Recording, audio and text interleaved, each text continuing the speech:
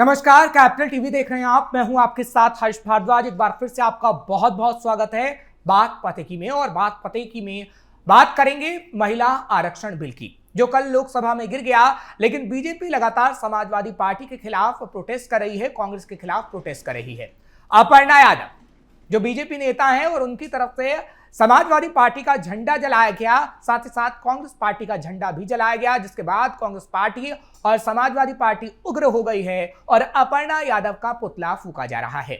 महिला आरक्षण बिल पर यह बवाल क्यों है और इससे आगे आने वाले समय में किसे फायदा मिलेगा, क्योंकि समाजवादी पार्टी ये चाहती थी कि उत्तर प्रदेश में 80 से 120 सीटें ना हो।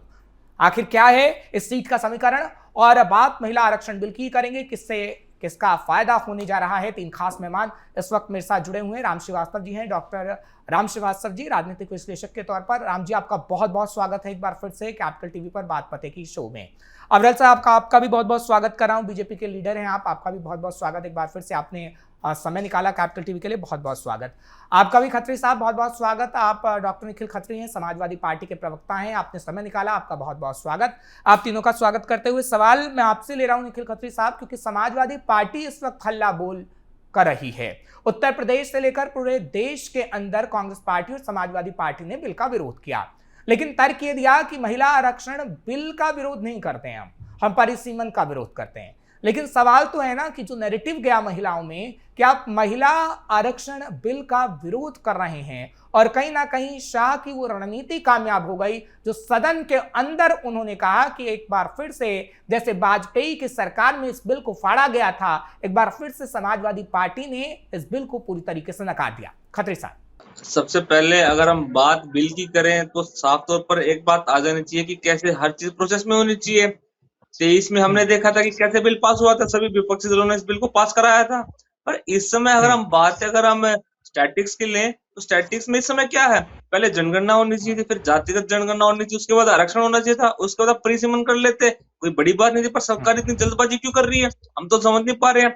भारतीय जनता पार्टी है, अभी एक अच्छी तरीके से जनगणना भी नहीं करवा पा रही है। तो बोले कि ऐसे 15 साल पहले तो जनगणना हुई थी, और मैं कह सकता हूँ कि 20 साल पहले वाले आंकड़ों में और इस समय में आप आरक्षण देंगे, क्या ये खेल है, क्या ये बंदर का खेल है? मैं तो ये समझना चाह रहा हूँ, क्या जनता इतनी भी नहीं समझ पा रही कि भारतीय जनता पार्टी अपने फायदे के लिए ऐसा आरक्षण थोप रही है पूरे देश पे कि जिसमें खाली उसमें उनका फायदा हो खाली। मतलब 20 साल की जनगणना और लिस्टों पे आप इस समय का आरक्षण देंगे, आप इस समय का परिसीमन देंगे, तो जनता इन पर हंस रही है, जनता कुछ नहीं कर रही है। ये सिर्फ समाज पार्टी ने इसका विरोध नहीं किया है, पूरी जनप्रतिनिधियों ने, जो भी अपने जन की बात सुनते हैं, उन सभी जनप्रतिनिधियों ने इस बिल का विरोध किया है। एक इतिहास बनाया कि कैसे 11 साल में ये एक ऐसा इतिहास रचा गया है कि मोदी जी की 11 साल में इस बिल की शुरुआत वापस जाने से हुई, और वैसे भारतीय जनता पार्टी की सरकार वापस जाने से अब चूकेगी नहीं। चलिए ठीक है खत्री साहब, खत्री साहब ओपनिंग कमेंट लेता हूं। आप एक मिनट, मैं 1 मिनट लूंगा, एक मिनट लूंगा, मैं आपकी बात पूरी कर दूं। आपने बोला कि आप किसी नेत्री के बारे में बात कर रहे थे, तो मैं आपकी बात थोड़ा करेक्ट कर दूं। उनका एक भी पुतला फूका नहीं गया है, कहीं भी विरोध प्रदर्शन नहीं है। हमारी सुबह सुबह माननीय अखिलेश से हमारी मीटिंग भी इसके प्रति हुई थी। माननीय अखिलेश ने एक स्पष्ट तौर पर बात कह दी है कि जो उन्हें करना है करने दो, हम अपनी लाइन से बाहर नहीं जाएंगे, और हमारी लाइन में जनता के लिए है। और दूसरी बात, भाजपा में जो भी जाता है वो कहीं ना कहीं अपने आप को इतना समझ लेता है कि वो सारी हदें पार कर देता है, और पुतले तो उनके फूके जाते हैं जो बड़े बड़े नेता होते हैं। तो हम किसका पुतला क्यों फूके? कोई बड़ा नेता वो समाजवादी पार्टी के कुनबे की हैं, इसलिए आप पुतला फूकने से थोड़ा इनकार कर रहे हैं। आऊंगा, समय आपको दूंगा। अवरल साहब, मैं आपके पास आ रहा हूं कि खत्री साहब कह रहे हैं कि इतिहास लिखा गया है। इतिहास तो 2 वजह से लिखा गया है सर। एक तो 17 अप्रैल वो इतिहास बन गई जब महिलाओं का विरोध खुलकर सदन के अंदर किया गया, आरक्षण का विरोध किया गया इस बिल का। इतिहास ये भी लिखा गया कि सदन के अंदर विपक्षी पार्टी ने अपनी ताकत दिखाई और ताकत के बल पर इस बिल को रोक दिया। 2 इतिहास। अवरल साहब, आपसे सवाल। जी देखिए, जहां तक विषय एक तरीके से कांग्रेस पार्टी का, विपक्ष का, अपोजिशन का, तो हमारा कोई विरोधी नहीं है, हम किसी को अपना विरोधी नहीं मानते। हम सब भारतीय हैं, सब लोग एक हैं, सब एकजुट हैं, और मैं समझता हूं सबको हमारा एक ही उद्देश्य है कि राष्ट्र का भला हो, देश का भला हो। और जिस परंपरा से हम आते हैं, अटल जी की परंपरा से, हमारे वही आदर्श हैं, मार्गदर्शक हैं, प्रेरणा स्रोत हैं स्वर्गीय अटल बिहारी वाजपेयी जी। तो वाजपेयी जी का बिल्कुल स्पष्ट मानना था, उसी मंत्र के साथ हम चलते हैं कि मतभेद हो सकते हैं लेकिन मनभेद नहीं होना चाहिए। और उसी का परिचय देते हुए माननीय प्रधानमंत्री मोदी जी की अगर बात कर ले जाए तो माननीय प्रधानमंत्री मोदी जी ने बिल्कुल स्पष्ट रूप से धर्मेंद्र यादव जी की बहुत तारीफ की सदन में, और उसके साथ साथ अखिलेश यादव जी की अगर बात की जाए तो आदरणीय अखिलेश जी की भी निश्चित रूप से तारीफ की, और उनके अच्छे मित्र हैं ये भी बिल्कुल स्पष्ट रूप से सार्वजनिक तौर पर सदन के पटल पर कहा। देखिए, हम सब मित्र हैं, सब अच्छे हैं, हमारा उद्देश्य एक ही है, देश का भला हो, राष्ट्र सर्वोपरि है, राष्ट्र का हित सुनिश्चित हो, ये हमारा निश्चित रूप से उद्देश्य है और इसके आधार पर चलना है। लेकिन बात सवाल ये आती है, अगर बात कर ली जाए विमेन रिजर्वेशन की, तो मैं समझता हूँ विमेन रिजर्वेशन दिया जा रहा था, कुछ लिया नहीं जा रहा था, कुछ छीना नहीं जा रहा था। विपक्ष की एडवाइस है, विपक्ष की सारी एडवाइस आज भी दी जा रही है, विपक्ष की एक तरीके से जो सुझाव है वो सब दिए जा रहे हैं, उनके आधार पर भविष्य में काम किया जाएगा, योजना बनाई जाएगी। लेकिन जो हो रहा था परिवर्तन, उसमें सहयोग करना चाहिए था, हमारा केवल इतना कहना। चलिए ठीक है राम जी, मैं आपके पास आ रहा हूं क्योंकि अवरल साहब और खत्री साहब को आपने सुना है, आप आगे भी इन लोगों को सुनेंगे, लेकिन ओपनिंग कमेंट में साफ तौर पर क्या आपको लगता है कि बीजेपी बिल पास नहीं करवा पाई लेकिन उसके बावजूद बीजेपी की जीत होती हुई नजर आ रही है महिला आरक्षण बिल पर, क्योंकि महिलाओं ने यह संदेश किया कि देखिए कैसे विपक्षी पार्टियों ने आपके बिल को रोक दिया। यह संदेश देने का जो मकसद था वो कहीं ना कहीं महिलाओं में पहुंच गया। आपको क्या लगता है राम जी?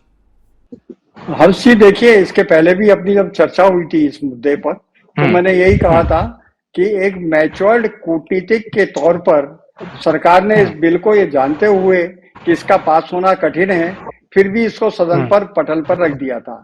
लेकिन जो आरोप लगाया है या बहाना दिया विपक्षी दलों ने, वो क्या लिया कि परिसीमन को इससे जोड़ दिया। अरे भाई, परिसीमन समझिए तो सही क्या है।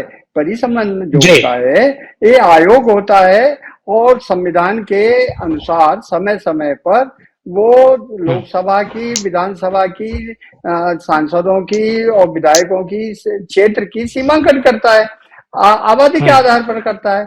आज की तारीख में लोकसभा में ये डॉक्यूमेंट पेश किया गया जिसमें कि सुस्पष्ट है, एक तरफ तो ऐसी लोकसभा के क्षेत्र हैं जहाँ 46 लाख मतदाता पर एक सांसद है, दूसरी जगह कुछ लाख पर ही है, माने 4-5 लाख पर है, कुछ जगह तो लाख से भी कम है।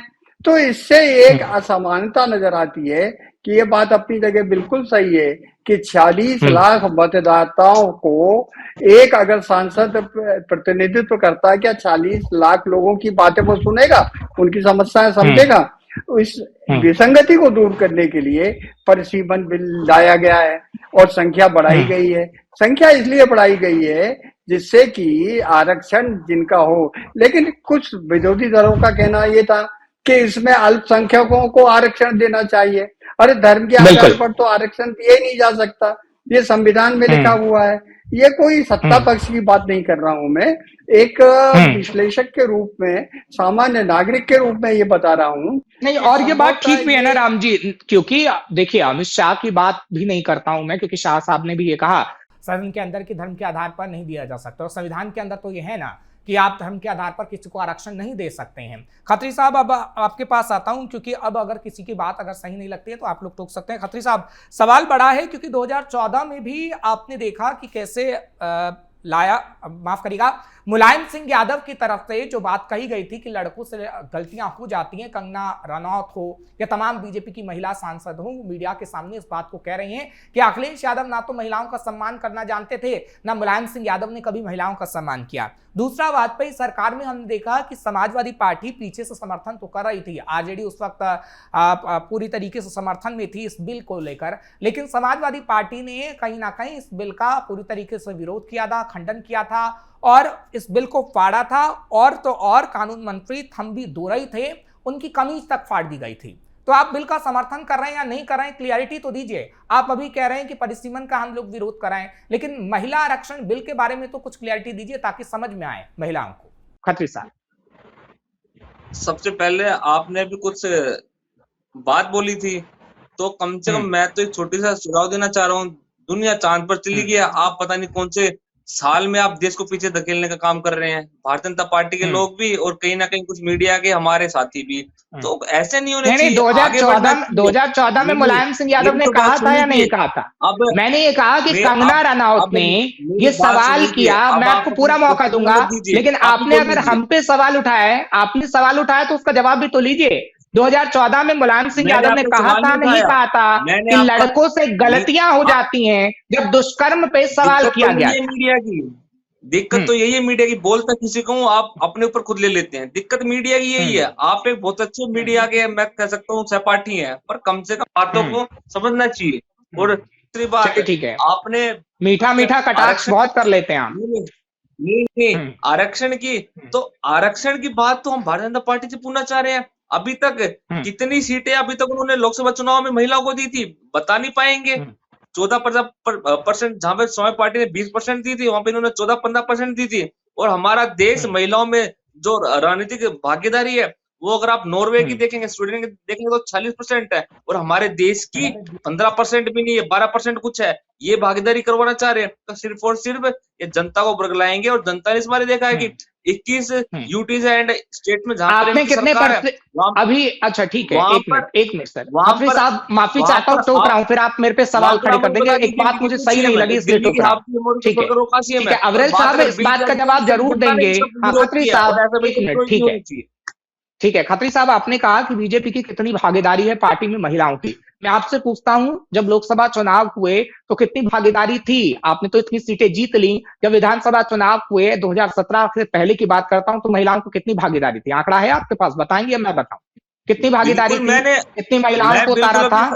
मैं बिल्कुल हर्ष, अगर आप सुनेंगे ध्यान से तो मैं बिल्कुल आंकड़े दे रहा हूँ। हमने 20% से ज्यादा लोकसभा चुनाव में भागीदारी दी, और वहां पे भारतीय जनता पार्टी ने 15% से कम की भागीदारी दी थी। ये आप मतलब समझिए। और विधानसभा की अगर हम बातें करते तो ये आंकड़े हमारे कहीं बहुत ऊपर, भारतीय जनता पार्टी बहुत कहीं नीचे है। बात इस चीज का विषय आज ये नहीं है, विषय आरक्षण का विषय था। हम तो कहना चाह रहे हैं, अगर आप किसी आरक्षण देना चाह रहे हो तो कम से कम स्पेसिफाई तो कीजिए। हर्ष भाई, यहाँ पे सारे बहुत, मैं कह सकता हूँ, बहुत ऐसे पैनलिस्ट बैठते हैं जो रोज टीवी पर जाते हैं, जो अपनी पार्टी पस रखते हैं। इनको भी ये चीज माननी पड़ेगी, कैसे पहले आरक्षण होने के बाद ही प्री सीमन हो सकता है। मुझे तो ये बिल्कुल ऐसा लगता है। आप प्री सीमन कैसे करेंगे जब आपको पता ही नहीं आबादी कितनी है? चलिए ठीक है, आबादी के हिसाब से वो कह रहे हैं कि 2011 की जनगणना को उठाया गया, 2026 का होता तो ठीक होता, लेकिन शाह साहब ने पूरी क्लियरिटी कर दी कि जातीय जनगणना के साथ वो भी गणना हो रही है। लेकिन खत्री साहब सवाल उठा रहे हैं कि टाइमिंग आपने ऐसी चुनी कि जब 2029 2027 ऐसे नजदीक आ गया है, चुनावी समय, 5 राज्यों में चुनाव हो रहे हैं, तो जानबूझकर ये स्पेशल सेशन बुलाया गया और महिला आरक्षण की बात की गई। अवरल साहब। नहीं, बिल्कुल निश्चित रूप से देखिए, जहां तक विषय अगर डिलिमिटेशन की बात की जाए, परिसीमन की, तो ये सभी राजनीतिक दलों के लिए मैं समझता हूँ चिंता का विषय है। अगर लोकसभा सांसदों की बात की जाए तो बहुत बड़ा क्षेत्र हो जाता है, और उस सांसद के कांटेक्ट में अगर बात कर जाए लोगों की, तो सामान्य जनता, आम जनता आ नहीं पाती है, बड़ा क्षेत्र हो जाता है, वो खुद भी नहीं डील कर पाते हैं। और उसके साथ साथ जहां तक विषय संसाधनों की, तो उसका भी अभाव सांसद के पास भी हो जाता है इतने बड़े क्षेत्र में डील करने के लिए, और पूर्ण रूप से हर व्यक्ति से पर्सनली कांटेक्ट करके उस तक एक तरीके उसकी समस्या का समाधान हो सके, इसकी चिंता करना बेहद आवश्यक है। क्योंकि जब जनप्रतिनिधि है, जब उसी जनता ने चुना है, तो उस जनता के काम ना आए तो क्या मतलब है चुनने का? तो इसीलिए बहुत जरूरी है कि अगर पॉपुलेशन वाइज बात कर ली जाए तो पॉपुलेशन इंक्रीज होती जा रही है और सांसदों पे बोझ बढ़ता जा रहा है। और लोकसभा सीटों की अगर बात की जाए तो निश्चित रूप से वो इंक्रीज होंगी और होनी चाहिए। 850 के आसपास सीटें जाएंगी, 850 होती हैं, 800 प्लस होंगी। 850 सीट अगर जाएंगी तो निश्चित रूप से नए लोगों को भी अवसर मिलेगा। कांग्रेस ये कह रही है कि अगर 800 से ऊपर सीटें हो जाती तो दोनों हाथों में लड्डू आपका ही होता, और आप ही हमेशा जीतते रहते। कांग्रेस पार्टी है तो प्रियंका गांधी वाड्रा भी कह रही है, अखिलेश यादव भी कह रहे हैं कि आपका एजेंडा था। नहीं, अगर सीट बढ़ जाएंगी तो हम ही जीतते रहेंगे, ऐसा कौन सा इसमें कोई मैं समझता हूँ जादू की छड़ी तो है नहीं। और दूसरी चीज ये है उत्तर प्रदेश में अगर वो केंद्रीय स्तर पे होगा, बिल्कुल देखिए निखिल जी समझ रहे हो, अगर केंद्रीय स्तर पे होगा तो उत्तर प्रदेश में भी होगा, और जब उत्तर प्रदेश में होगा तो 600 से ज्यादा विधायक होंगे, एक अनुमान है। तो जब 600 से ज्यादा भी एमएलए होंगे तो नए लोगों को भी अवसर मिलेगा। और अच्छी बात है, अब निखिल जी भी एमपी बने, एमएलए बने, हम सब चाहते हैं, सबके लिए शुभकामनाएं, और जनता को रिप्रेजेंट करें, जनता के हित में फैसले ले, जनता के हित में काम करें, तो इसलिए बहुत बेहतरीन है परिसीमन और सबको स्वागत करना चाहिए। इसमें ऐसा नहीं है कि इस विचारधारा का नुकसान, उस विचारधारा का नुकसान, इसमें तो सबका फायदा है। इसमें तो असदुद्दीन ओवैसी जी का भी फायदा है, AIMIM तक का भी नहीं, फायदा है, अविरल इसमें तो किसी का नुकसान है ही साहब, नहीं। आपने अभी एक बात कही कि निखिल साहब को टिकट मिले। मैं चाहता हूं निखिल साहब के घर से किसी महिला को टिकट मिले। अब तो यही निखिल साहब भी कहेंगे कि चलिए हम महिलाओं की भागीदारी बढ़ा रहे हैं, तो निखिल साहब अपना टिकट हटा के अपने घर की महिलाओं को दे सकते हैं। क्योंकि निखिल साहब, अगर मैं गलत कह रहा हूं तो आप मुझे टोक सकते हैं। राम जी, मैं आपके पास आ रहा हूँ। हाँ, तो नहीं, मैं बीजेपी वाले से भी पूछ रहा हूं। अभी अविरल साहब हैं पक्ष रखने के लिए, लेकिन राम जी को थोड़ा समय देता हूं क्योंकि वो थोड़ा सा समझाएंगे। आप तो पॉलिटिक्स करेंगे, आप तो राजनेता हैं, राजनेता का काम है पॉलिटिक्स करना, मेरा काम है पत्रकारिता करना, वो मैं कर रहा हूं। राम जी का काम है विश्लेषण करना। राम जी, अगर महिलाओं की बात करें तो किसका फायदा आप देख रहे हैं आगे आने वाले समय में? क्योंकि अविरल साहब, खत्री साहब अपनी अपनी बातें तो कर रहे हैं, लेकिन महिलाओं की अगर हम बात करें तो थोड़ी सी टीस तो महिलाओं में रह गई है। और 2027 बेहद नजदीक है। कैसे अखिलेश यादव इससे पार पा पाएंगे? क्योंकि अभी तो वो बताने में लगे हैं कि हाँ भैया, हमने बिल का विरोध तो नहीं किया, परिसीमन का विरोध था। लेकिन क्या जनता समझ पाएगी, खासतौर पर महिलाएं? देखिए, खास करके महिला के प्रति जो इस समय जो विधेयक लाया जा रहा था, उसके गिरने का हर महिला को दुख होगा, निश्चित रूप से होगा। और यही बात जो है प्रधानमंत्री ने लोकसभा में कही थी कि भाई अगर ये पास हो जाता है तो इसकी क्रेडिट हमको नहीं लेना, आप जिसका कहें उसका क्रेडिट दे देंगे, अखबार में उनका फोटो छपवा देंगे, सरकारी खर्चे पर विज्ञापन दे देंगे, हमें क्रेडिट नहीं चाहिए। हम तो सिर्फ और सिर्फ, क्योंकि अगर ये बिल गिर जाता है तो राजनीतिक लाभ हमको मिलेगा, हमको तो वो भी नहीं चाहिए महिलाओं के हित में। देखिए, उनका जो कहना था अपनी जगह बिल्कुल सही था, लेकिन एक बात जरूर है, वो ये एक थाली अगर आप परस दीजिए, उसमें मिठाई भी रखी हुई है, सब्जी भी रखी हुई है, नमकीन भी रखा है, अब आपके ऊपर निर्भर करता है पहले क्या खाएं। यहाँ परिसीमन को आप चुनाव से अलग नहीं कर सकते। परिसीमन एक सतत प्रक्रिया है और आबादी के हिसाब से डिस्पैरिटी को दूर करने के लिए उसका संविधान में प्रावधान किया गया है। अगर संविधान में प्रावधान किया गया है तो उसके अगेंस्ट जाने का कोई सवाल ही नहीं उठता है। लेकिन ये कहते नहीं परिसीमन बाद में हो जाता। अरे भाई, खाना तो अभी खा रहे हैं आप, लड्डू बाद में खाएं या पहले खाएं, उससे क्या अंतर पड़ता है? पहुंचता तो पेट में ही है। ठीक है, मैं यही विश्लेषण यही समझना चाहता था, क्योंकि परिसीमन को लेकर बड़ा डाउट है जो क्लियर नहीं हो पा रहा है लोगों को। खत्री साहब, मैं आपके पास आ रहा हूं क्योंकि राम जी ने विश्लेषण किया, लेकिन आपसे सवाल है। आपने महिलाओं की बात की, मैं इससे भी नहीं नकारता हूं कि अखिलेश यादव की सरकार जब थी या उससे पहले जब वो चुनाव लड़ रहे थे या मुलायम सिंह यादव थे, तो आपने कहा कि महिलाओं की भागीदारी हमने रखी और बीजेपी से ज्यादा लोकसभा चुनाव में भागीदारी रखी। अब महिलाओं को तो आपने विधायक MP बना दिया, लेकिन शिकायत तो आप ही की सरकार से है, अखिलेश यादव से रही।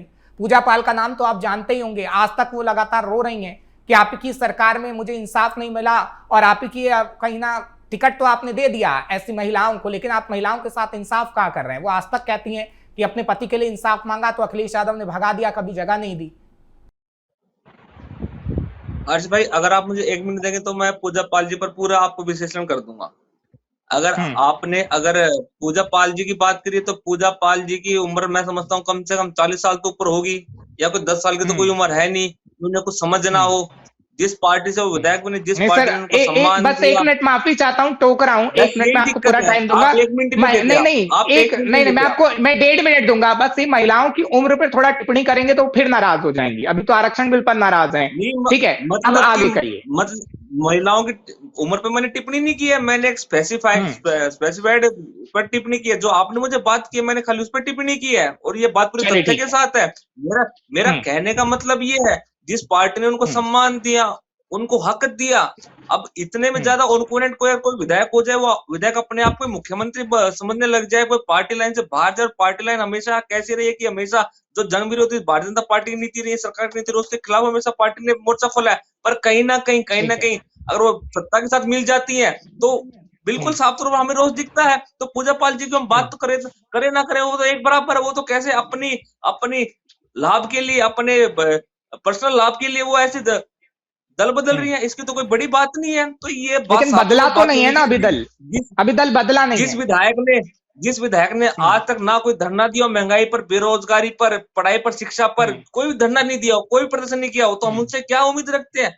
जनता उनसे क्यों उम्मीद रखती है? तो साफ तौर पर ये उनकी मानसिकता और हमारी पार्टी कहीं ना कहीं, मैं इसको चूक नहीं बोल रहा हूँ, हमारी निखिल साहब, अब 1.5 मिनट हो गया, अब सुनिए, डेढ़ मिनट होगा, अब सुनिए, ठीक है अविरल साहब, मैं आपके पास आ रहा हूँ, बट थोड़ी क्लियरिटी कर दूं, क्योंकि निखिल साहब कह रहे हैं कि जब उन्होंने कोई धरना ही नहीं दिया, सवाल ही नहीं पूछे। निखिल साहब, जब किसी कार्यकर्ता को टिकट दिया जाता है ना, अगर वो कोई नेता या कार्यकर्ता, अगर आप टिकट देते हैं तो पूरा बैकग्राउंड चेक करते हैं।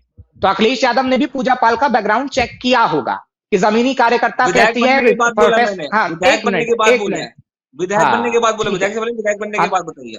ठीक है, तो सवाल तो ये भी हो जाता है ना, विधायक बनने के बाद भी जब वो सवाल उठा रही थी तो क्यों आपने कड़ा एक्शन नहीं लिया? बाद आते आते क्यों एक्शन लिया गया? क्यों उनके जो पति थे उनको लेकर इंसाफ आप? हाँ, सवाल वो कह रहे हैं कि मेरे पति, वो तो किसी साझा की मिल गई, वो तो अपने निजी लाभ के किसी साझा की मिल गई, ये तो साफ तौर पर हमने देखा है। चलिए ठीक है, आप निजी लाभ बता रहे हैं, ठीक है।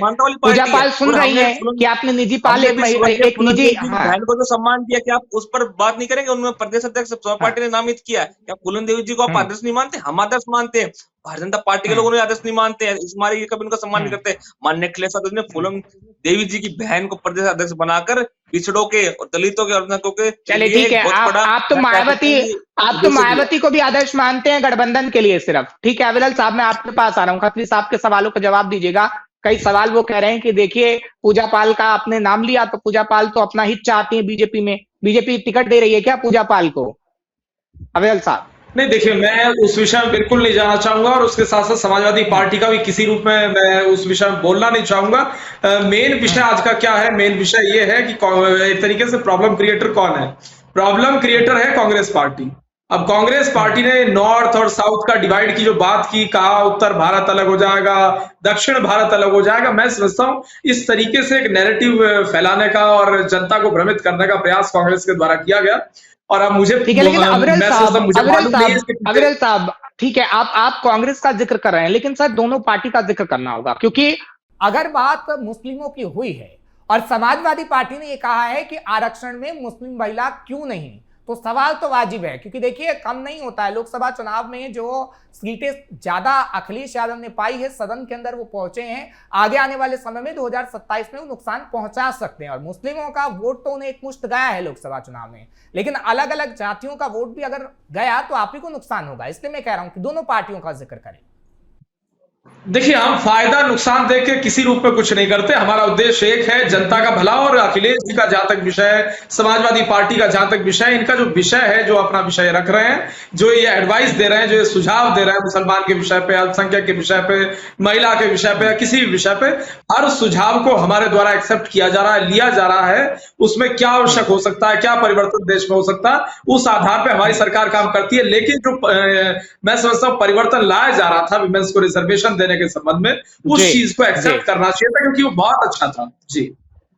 चलिए ठीक है, निखिल खत्री साहब, सुझाव दिया गया है, सुझाव पे विचार किया गया। अब तो आपके विपक्ष की ताकत भी इतनी हो गई है कि भैया हम रोक देंगे किसी बिल को, लेकिन बिल अगर आपने रोका है तो अगर महिलाओं के नाम पर था, तो महिलाओं के नाम पर अगर बिल पास हो भी जाता तो कहीं ना कहीं महिला समझती तो सही कि चलिए उसमें महिला जुड़ा था, बिल पास हो गया तो हमारे हित में आएगा, लोकसभा के अंदर हम बैठेंगे तो अपने विकास करेंगे अपने इलाके का।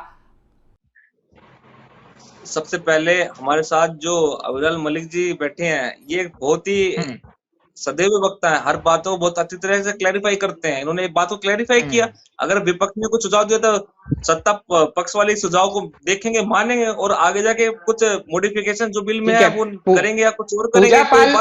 पूजा पाल जैसा इरादा आपका तो नहीं है बीजेपी में शामिल होने का?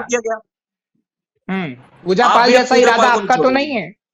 नहीं, पूजा पाल जैसा इरादा तो नहीं है। आप अविरल साहब की तारीफ बहुत कर रहे हैं, तो कहीं अविरल साहब के साथ ही आप शामिल हो जाएं। क्या अविरल साहब ने इस चीज को नहीं बोला है कि सत्ता ने विपक्ष की बात मानी? आपने ये नहीं सुना है? और अगर कुछ बात अगर देश की होगी तो हम तो कोई अलग नहीं है। 23 में क्या हमने इस बिल को पास नहीं करवाया था? आप मुझे बताइए, क्या 23 में पूरे विपक्ष ने इस बिल को पास नहीं कराया? तो आप कैसे बोल देंगे कि पूरा विपक्ष महिला विरोधी है, तो कोई अगर बोलेगा तो मैं उस पर एफआईआर करा दूंगा? ये बात होनी चाहिए। कुछ बातें मॉडिफिकेशन की होती है तो आगे जाकर सरकार उस पर देखेगी, जांचेगी, पर कम से कम इस समय जनता ने एक ऐसे साइन दिया है कि अगर आप कुछ हमारे अपर्णा यादव ये कह रही हैं, अपर्णा यादव ये कह रही हैं कि आप महिला विरोधी हैं। एफआईआर करवाएंगे अपर्णा यादव के खिलाफ?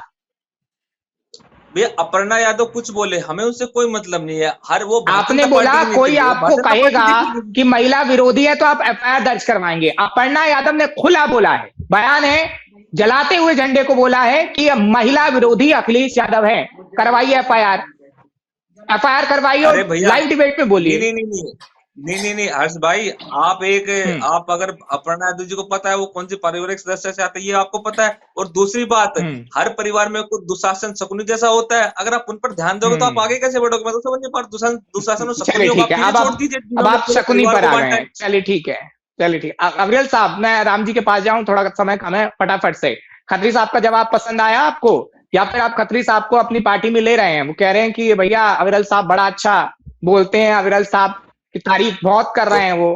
क्या ये मेरी नहीं तारीफ नहीं नहीं नहीं, करते? ये निजी, ये आपके निजी विचार हैं, मैं उस पर कोई नहीं, बिल्कुल शंका इनका नहीं कर रहा विशेष हूँ रूप से खत्री साहब। धन्यवाद इसके लिए। हाँ, नहीं, बिल्कुल इनका विशेष धन्यवाद। और उसके साथ साथ जहां तक विषय एक तरीके से समाजवादी पार्टी का, तो हम तो समाजवादी पार्टी को मित्र मानते हैं, माननीय मोदी जी ने भी स्पष्ट कहा, अखिलेश जी को भी मित्र मानते हैं, बहुत अच्छे लोग हैं सब। लेकिन जब देश की बात आती है, बस उसमें सबको साथ खड़ा होना है, यही उद्देश्य है। और हम राजनीति में क्यों हैं? अगर पैसा कमाना होता हम इंडस्ट्रियलिस्ट बन जाए, बिजनेसमैन बन जाए, और कुछ काम कर लेंगे। राजनीति में इसलिए हैं जिससे देश का भला हो सके, और अगर देश का ही भला सुनिश्चित ना हो तो वो चीज गलत है। हमें देश का भला करना है, गरीब का भला करना है। अल्टीमेटली सारे राजनीतिक दलों का एक ही लक्ष्य होना चाहिए, और हम तो इसी लक्ष्य के साथ चलते हैं कि एक तरीके से गरीब, पीड़ित, शोषित, वंचित किसान का भला हो, कृषि क्षेत्र का भला हो, अन्नदाता का भला हो, मजदूर का भला हो। और एक तरीके से जहां तक विषय है किसान का, तो किसान की जो लागत है कम से कम वो उसकी निकले, चलिए ठीक है, सुनिश्चित राम करना जी काम बहुत आपके जरूरी है। पास आ रहा हूँ।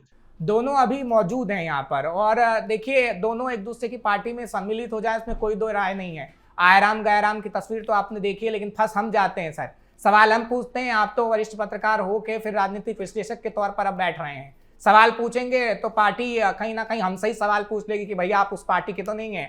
अविरल साहब से सवाल पूछूंगा तो पूछेंगे समाजवादी पार्टी में तो नहीं जा रहे हैं आप। अगर खत्री साहब से पूछूंगा तो कहेंगे कि बीजेपी प्रवक्ता हैं आप।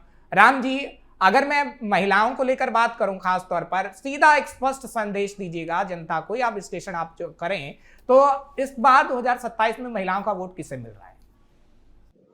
देखिए हर्षी, इस बात में दो मत नहीं है कि ये जो बिल का गिरना हमारे नए महिला मतदाता जो है उनके साथ बहुत बड़ा अन्याय किया।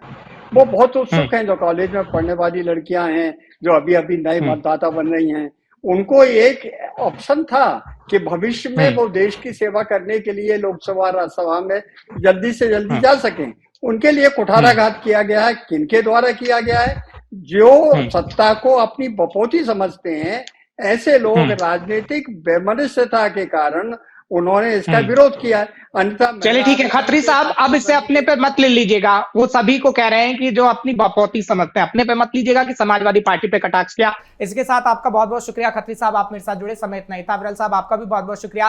राम जी आपका भी बहुत बहुत शुक्रिया। फिर इन्वाइट करेंगे 2027 के चुनाव पर चर्चा जरूर होगी। आपका तीनों का बहुत बहुत शुक्रिया। फिलहाल महिला आरक्षण बिल लाया गया, लेकिन वो गिर गया, लेकिन उस पर राजनीति हो रही है। और उत्तर प्रदेश में इस वक्त भी प्रदर्शन चल रहा है, जब हम आपको खबर बता रहे हैं और बात पते की इस वक्त लेकर आए हैं। कल भी बात पते की होगी, खास मेहमान होंगे, नया मुद्दा होगा। मुझे इजाजत दीजिए, नमस्कार।